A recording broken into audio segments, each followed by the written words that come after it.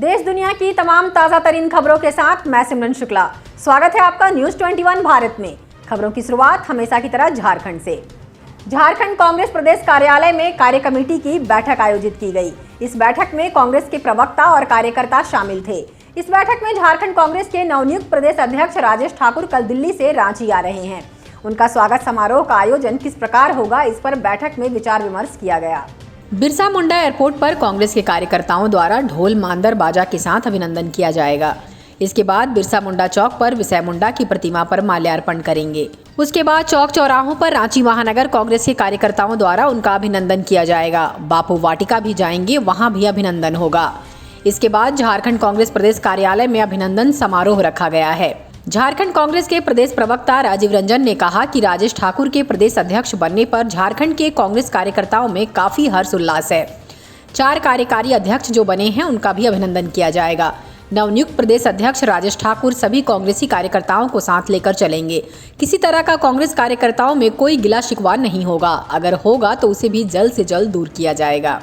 देखिए, नवनियुक्त अध्यक्ष आदरणीय राजेश ठाकुर जी और सभी कार्यकारी अध्यक्ष गीता कोड़ा जी, बंधु तिर्की जी, जलेश्वर महतो जी और शहजादा अनवर साहब पहली बार नियुक्ति के उपरांत रांची पहुंच रहे हैं और कार्यकर्ताओं में हर्ष की लहर है। आप देखें कि किस प्रकार से तैयारी बैठक में सभी मोर्चा प्रकोष्ठ विभाग से लेकर के पार्टी की मुख्य इकाई, जिला, महानगर सभी संगठन के लोग आज यहाँ उपस्थित थे और लोगों ने व्यापक तैयारी की है। नगर सज्जा के माध्यम से भी उनका स्वागत किया जाएगा और बिरसा चौक पर धरती आबा बिरसा मुंडा के प्रतिमा पर माल्यार्पण करने के उपरांत अरगोड़ा, हरमू होते हुए रातू रोड चौक पर भी महानगर के द्वारा वहां स्वागत करने की योजना है।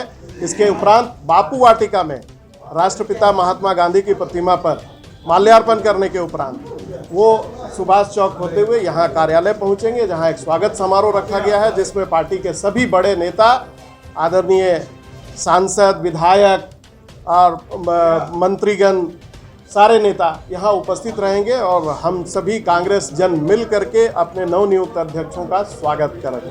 रांची विश्वविद्यालय में उच्च एवं तकनीकी शिक्षा विभाग झारखंड सरकार के सौजन्य से डिजिटल इंडिया के तहत सभी विश्वविद्यालय में क्रियाकलाप डिजिटल मोड करने और बढ़ावा देने के लिए एक कार्यशाला का आयोजन किया गया। वहीं मौके पर झारखंड के सभी विश्वविद्यालयों के प्रतिनिधि सम्मिलित हुए। साथ ही सरकार की तरफ से अपर मुख्य सचिव उच्च एवं तकनीकी शिक्षा विभाग अपनी पूरी टीम के साथ उपस्थित रहे। गौरतलब है कि केंद्र सरकार की यह पायलट प्रोजेक्ट है। इस पायलट प्रोजेक्ट के तहत झारखंड के 2 यूनिवर्सिटी रांची विश्वविद्यालय और झारखंड टेक्निकल विश्वविद्यालय का सिलेक्शन इसके तहत हुआ है, जिसमें इन दोनों यूनिवर्सिटी को पूरी तरह से डिजिटल किया जाएगा। इसमें एग्जामिनेशन विभाग, रजिस्ट्रार फाइनेंस यूनिवर्सिटी कार्यालय को पूरी तरह से डिजिटल मोड में किया जाएगा। इसी को लेकर आज NISG के साथ एक सेमिनार का आयोजन किया गया, जिसमें दोनों विश्वविद्यालय के कुलपति सहित NISG की पूरी टीम यहाँ उपस्थित हुई।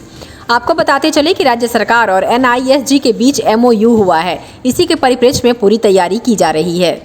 कोविड-19 संक्रमण ने बहुत कुछ सिखाया है और अभी जो हमारे ऑनलाइन एडमिशन्स चांसेस को वो एक इस दिशा में अच्छा कदम लगाते हैं कि एडमिशन के लिए स्टूडेंट्स अब और तैयार में ऑनलाइन कराते हैं और इससे उनको फायदा भी फॉर्म भर लेते हैं, देख लेते हैं और उनका जब इस नाम आता है। इसी तरह हमारे जितने भी व्यवस्था के चरण जैसे एग्जामिनेशन वो भी अगर हम डिजिटाइज करेंगे तो जितने भी प्रोसेस में आएगा वो हमारा एक शुरू होगा स्टूडेंट की एडमिशन। स्टूडेंट जैसे ही एडमिशन लेगा तो उसका ड्यूटी रजिस्ट्रेशन, एग्जामिनेशन के लिए वो तैयार हो जाएगा, उसका एडमिट कार्ड होगा और एग्जामिनेशन जिस मोड में भी हो जाए ऑनलाइन चाहे ऑफलाइन, उसके मार्क्स आएंगे, वो डिजिटाइज में उसके रिजल्ट बनाएंगे। जैसे ही रिजल्ट पब्लिश होगा तो उसका मार्कशीट भी उसको ऑनलाइन मिलेगी और कहीं भी अपनी मार्कशीट डाउनलोड कर सकते हो। मार्कशीट डालने के बाद बच्चों को डिग्री देते हैं तो डिग्री भी उनकी क्वालिफिकेशन के बाद ऑनलाइन हो जाएगी और बच्चे को डिग्री डाल सकते हैं। ये इनको एक बहुत अच्छी सुविधा मिलेगी। उसी तरह टीचर्स के जो अपॉइंटमेंट रहते हैं तो उसके लिए हम एडवर्टीजमेंट निकालते हैं और उसके लिए जो हमारे एचआरडी डिपार्टमेंट में प्रोसेस चलते हैं, जैसे पोस्ट हम निकालेंगे, पहले सत्यापित करते हैं, उसके बाद हम उसका रोस्टर बनाते हैं। रोस्टर बनाने के बाद हम उसकी पोस्ट भेजते हैं JPSC और JPSC उसको विधिवत एडवर्टाइज करती है, जो होता है रिकमेंडेशन के बाद हमारे पास आती है। तो ये सारी प्रक्रिया जब हो जाएगी डिजिटाइज और मेरे पास रिकमेंडेशन के नाम आएंगे टीचर्स के, तो वहाँ से अगर हम उनकी डिजिटाइजेशन की प्रक्रिया शुरू करेंगे तो टीचर्स का अपॉइंटमेंट, टीचर्स का प्लेसमेंट, टीचर्स का प्रमोशन, उसका पे फिक्सेशन, उनका रिटायरमेंट के बाद पेंशन फिक्सेशन, ये सारा जब डिजिटाइज हो जाएगा तो किसी भी शिक्षक को विश्वविद्यालय में लगानी पड़ेगी, वो सब चीज़ अपनी ऑनलाइन देखें। बात है, एक है एज इज अभी क्या चल रहा है, दूसरा है बेस्ट प्रैक्टिसेस भारत के अंदर बाकी सारे यूनिवर्सिटीज में, जैसे हमने दिल्ली यूनिवर्सिटी में देखा था, विश्वेश्वरैया टेक्नोलॉजी यूनिवर्सिटी की बात किया था, बाकी काफ़ी सारी यूनिवर्सिटीज़ की बात की, उसमें जो अच्छी अच्छी प्रैक्टिस चल रहा है उसको हम स्टडी करें। अभी इसके माध्यम से हमें आगे टू बी कैसे होना है सिस्टम, वो हम इस सेमिनार में हम चर्चा करने जा रहे हैं। इसमें फ़ायदा सिर्फ बच्चों का नहीं, फ़ायदा जो है फैकल्टी को भी है, स्टूडेंट्स को भी है, ठीक है, रिसर्चर्स जो कर रहे हैं उनको भी है। आपको तो पता है आज के डेट में जो रिसर्च पेपर्स जो चल रहा है उसको सिक्योरिटी में सिक्योर वे में कैसे लगाना है, जो प्लेगरिज्म डिटेक्शन वगैरह जो मैनेज करना है उसमें डालना है। और इनका जो विनम्र ये के फिक्सेशन रिक्रूटमेंट सब होना चाहिए, जैसे वो प्रोसेस जो है फुल्ली कंप्यूटराइज होना है, दैट इज़ आवर एम। इसका एम है एक डिजिटल प्लेटफॉर्म आ जाए जिसमें स्टूडेंट का भी फ़ायदा हो, टीचर्स का भी फ़ायदा हो, एम्प्लॉयज़ को भी फ़ायदा हो, और कल को जो फ्यूचर भी देखने आ रहा है, कोई स्टूडेंट मान लीजिए कोई स्टूडेंट आ रहा है उसको क्या पढ़ना है उसको मालूम नहीं है, उसको जब देख रहा है रिपोर्टिंग आपको दिखा देता कि क्या क्या यूनिवर्सिटीज़ कहाँ है, कौन कौन सी कोर्सेज कहाँ चल रहा है, कौन के कोर्सेज के लिए जो सही रहेगा और सिस्टम के थ्रू वो करेगा। उसमें क्या है कि बच्चों का टाइम सेव होगा, दूसरा उसको ऑप्शंस पता चलेगा। कई बच्चों के ऐसे भी है कि जो मालूम ही नहीं है कहाँ पर क्या कोर्स हो रहा है, सिस्टम जब आ जाए सब बच्चों को सब पता चलेगा, एक्सेस सब चीज़ में वो एक्सेस में मिल जाएगा। सेकेंड इज इसका मैंडेट ये है कि जो ग्रॉस बनाना है वो that is one of the key. जब डिजिटल सिस्टम करेंगे तो GER ऑटोमेटिक बढ़ेगा करके सर पूरा परिचय अपना सर पूरा परिचय अपना। मैं हूँ, मेरा नाम चामू है, मैं national institute for smart government Delhi से मैं तो हमारी जो एक प्रोजेक्ट है इसको लीड कर रहे हैं मुझे भी दिन और हमारी जो मैंडेट है NISG जो हमारी कंपनी का मैंडेट ये है सरकार को किस तरह से डिजिटली इनहैंस करना। दिवंगत जज उत्तम आनंद मामले में झारखंड हाईकोर्ट में सुनवाई हुई। Chief justice doctor Ravi Ranjan एवं जस्टिस SN प्रसाद की खंडपीठ ने सुनवाई की। पिछले सुनवाई के आदेश के अनुसार गृह सचिव एवं FSL के निदेशक वीडियो कॉन्फ्रेंसिंग के माध्यम से उपस्थित रहे। गृह सचिव ने अदालत को दी जानकारी में कहा कि FSL लैब के सुदृढ़ीकरण को लेकर निविदा प्रक्रिया को पूरी कर ली गई है, जल्द ही इसे शुरू कर लिया जाएगा। वहीं अदालत ने आरोपी लखन वर्मा एवं राहुल वर्मा को नार्को टेस्ट के लिए ट्रेन पर ले जाने पर आपत्ति जताई। अदालत ने कहा कि दोनों इस केस के लिए महत्वपूर्ण है, इनकी सुरक्षा कड़ी करने के साथ साथ सेवा विमान से वापस लाने का निर्देश दिया है। झारखंड उच्च न्यायालय में माननीय मुख्य न्यायमूर्ति डॉक्टर रवि रंजन एवं न्यायमूर्ति सुजीत नारायण प्रसाद की खंडपीठ में उत्तम आनंद जो कि धनबाद के वरीय न्यायिक पदाधिकारी थे, जिनकी कुछ दिन पहले एक्सीडेंट में मौत हुई है, जो टेम्पो पर जो है वो बैठे लोगों ने उन पर हमला किया या जो भी है उसकी जांच प्रक्रिया चल रही है। उसी मामले पर आज सुनवाई करते हुए माननीय खंडपीठ ने CBI से ये पूछा है, जो जांच अधिकारी हैं उनसे पूछा कि अभी तक क्या प्रगति हुई है और इसमें क्या अभी तक सामने आ पाया है। तो CBI के द्वारा ये बताया गया है कि हम लोग जांच प्रक्रिया अभी जारी रखें, उसके नार्को टेस्ट के लिए जो उसमें संदिग्ध हैं उनको ले जाया गया है। इस पर माननीय खंडपीठ ने नाराज़गी जाहिर करते हुए कहा कि ऐसी सेंसिटिव मामले में और ये की संदिग्ध हैं और इनको जो है सो ट्रेन से ले जाया जाएगा वो गलत है। इसको बड़ी सुरक्षा में ले जानी चाहिए थी और अगर आप ले गए हैं तो इसको कड़ी सुरक्षा में ही वापस लाने का इंतज़ाम करिए ताकि ऐसे लोगों पर किसी प्रकार का कोई घटना न घटे और इन्हें पूरी तरह से पूछताछ की जाए। सर लैब के बारे में भी रिपोर्ट इसी मामले में उन्होंने कहा है कि FSL लैब को जो बहुत ही आवश्यक है किसी भी जांच प्रक्रिया में, उसका एक रोल होता है और FSL लैब को मजबूत करने के लिए और उसे सुदृढ़ करने के लिए उन्होंने निर्देश दिया। गृह सचिव के द्वारा ये बताया गया कि इसमें टेंडर प्रक्रिया पूरी कर ली गई है। बहुत ही जल्द हम लोग FSL लैब को सुदृढ़ीकरण कर लेंगे और इसे इस लायक बना लेंगे, किसी दूसरे प्रदेश में जाने की आवश्यकता नहीं होगी। राजधानी रांची के रिम्स प्रबंधन OPD और वार्ड में भर्ती मरीजों को जेनरिक दवाएं लिखने का आदेश जारी करेगा। कोरोना काल के बाद ब्रांडेड दवाओं की कीमत में 30 से 40% तक की वृद्धि हुई है। सामान्य दवाओं की कीमत बढ़ने से आम आदमी त्रस्त है। ऐसे में राज्य के सबसे बड़े अस्पताल रिम्स के OPD में परामर्श लेने वाले और भर्ती मरीजों को प्रबंधन जेनरिक दवा उपलब्ध कराकर राहत देने जा रही है।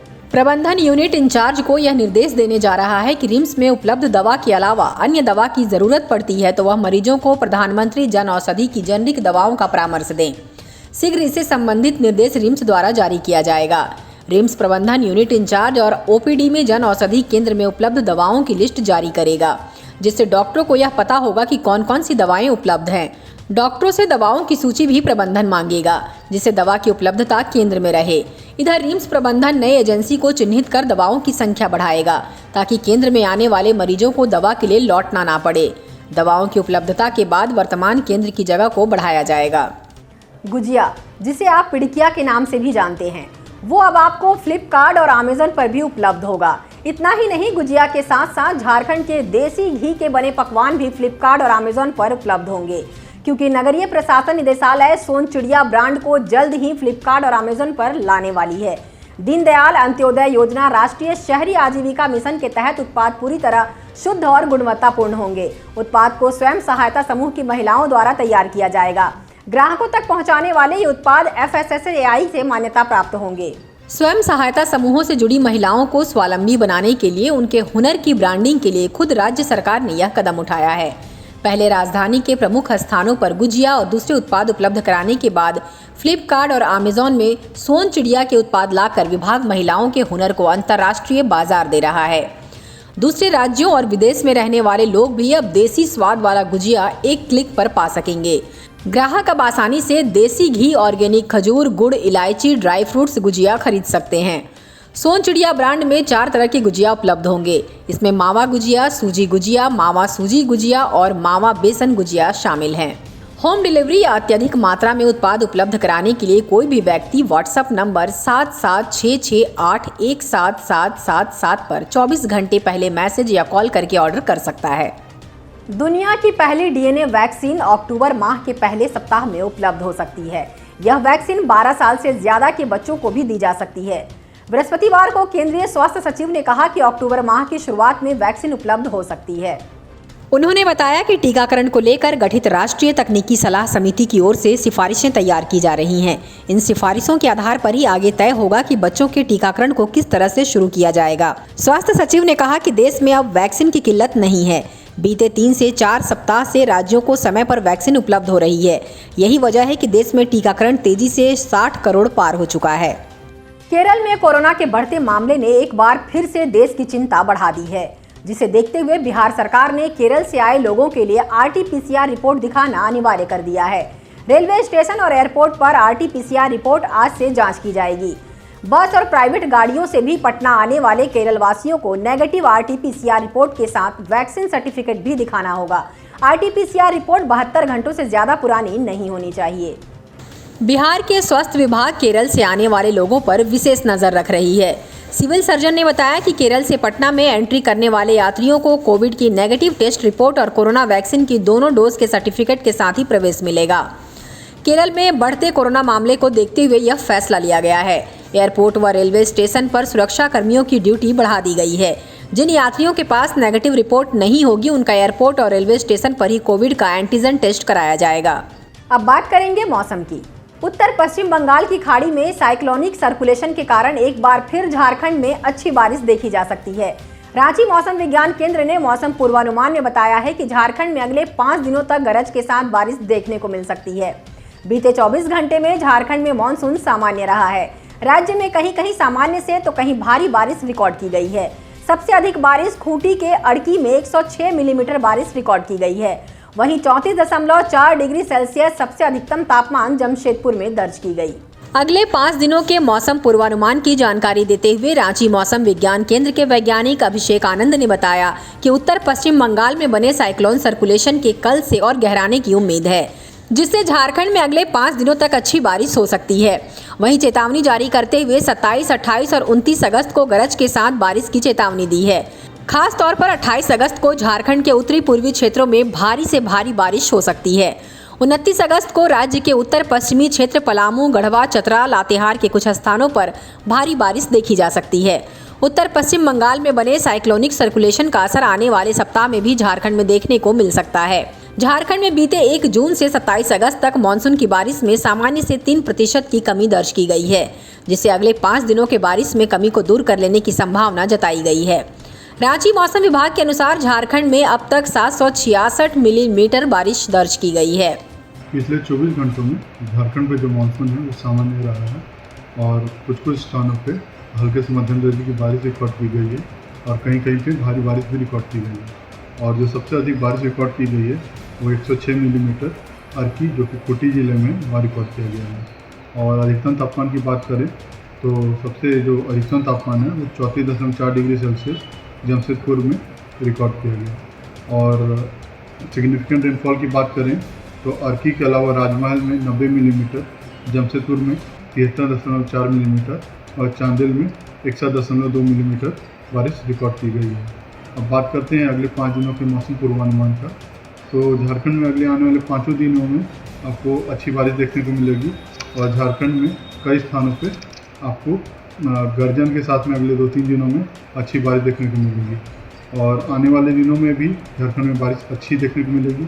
इसका मुख्यतः ये कारण है कि एक साइक्लोनिक सर्कुलेशन जो अभी बना हुआ है उत्तर पश्चिम बंगाल की खाड़ी में, और उसके और गहराने की संभावना है और कल से वो लो प्रेशर एरिया में कन्वर्ट होने की उसकी संभावना है, और जिसकी वजह से आपको ईस्टवर्ड और साउथ ईस्टर्ली जो विंड है आपको झारखंड में आने लगेगी, मॉइस्चर लेके आने लगेगी और जिससे रेनफॉल एक्टिविटी में थोड़ा इजाफा देखने को मिलेगा।